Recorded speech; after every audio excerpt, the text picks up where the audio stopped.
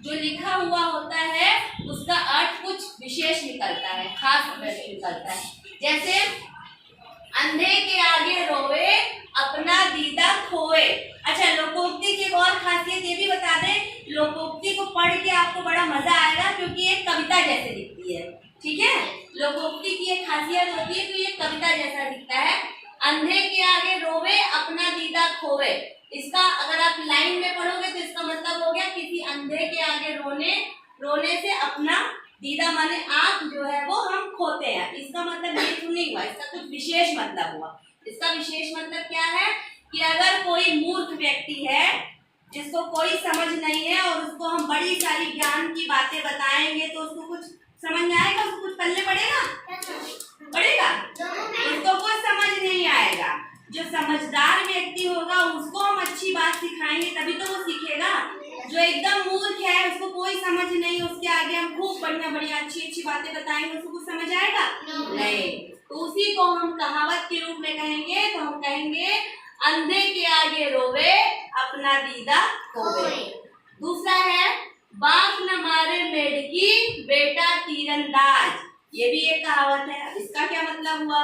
अगर लाइन में हम पढ़ेंगे तो इसका मतलब कुछ दूसरा दिखाई दे रहा है, लेकिन इसका विशेष मतलब क्या है कि जब हमारे पास किसी काम को करने का पहले से कोई अनुभव नहीं होता है, यानी हमें कोई जानकारी नहीं है कि इस काम को कैसे किया जाए, और उसके बावजूद हम उस काम को करने के लिए आगे बढ़ जाते हैं बिना किसी अनुभव के, और वो भी असाधारण काम को करने के लिए, तब हम ये वाली कहावत का उपयोग करते हैं। समझ आ रहा है?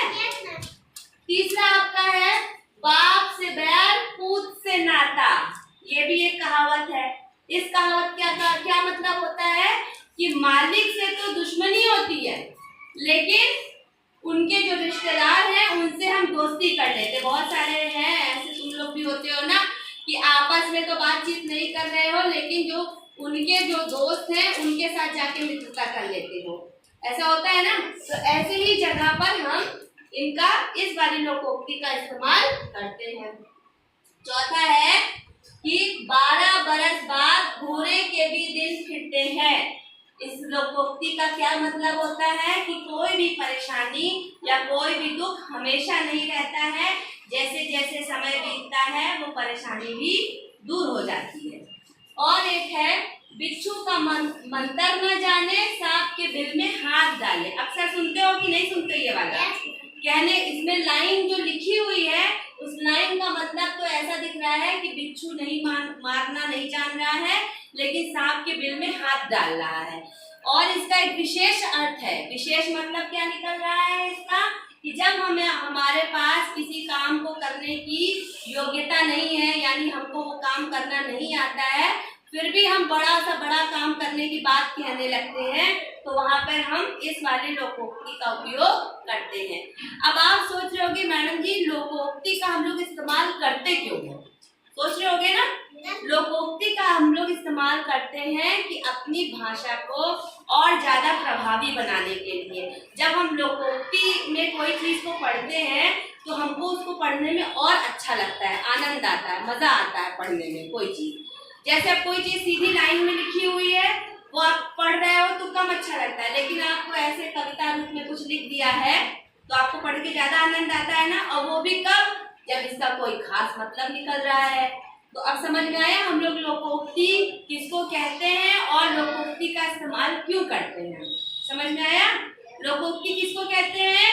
लोकोक्ति का मतलब है हमारे समाज में प्रचलित कहावत। ठीक है। अच्छा, आप में से किसी को कोई एक कहावत मालूम है? किसी की दादी नानी कभी कोई कहावत सुनाती है? हाँ, चलो कोई बताए। कोई से कहावत बोलती है नानी?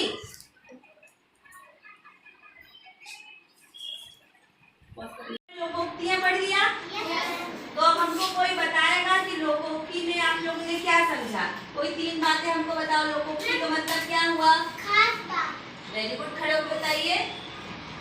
खास बात। खास बात या खास मतलब होता है। वेरी गुड, इसके लिए ताली बजाओ। और क्या समझा कि लोकोक्ति होती क्या है और कौन बताएगा? बहुत पुराने से खड़े होकर बताइए। हाँ, बहुत पुराने से कहते चले आ रहे हैं, जो जो कहते आ रहे हैं इसको हम क्या बोलते हैं? कहावत। क्या बोलते हैं? वेरी गुड, बहुत अच्छा। और क्या जाना लोकोक्ति के बारे में? और एक खास बात, लोकोक्ति के बारे में क्या जाना? ये लोकोक्ति एक लाइन है, पूरा कथन है, इसमें हमको कुछ भी जोड़ने की जरूरत नहीं है। समझ में आया लोकोक्ति अच्छे से आप लोगों को? अब आप लोगों का होमवर्क भी ये है कि अपने घर से अपने बड़े बुजुर्गों से कोई सी एक कहावत पूछ के आइएगा। समझ में आया? ये आपका होमवर्क है।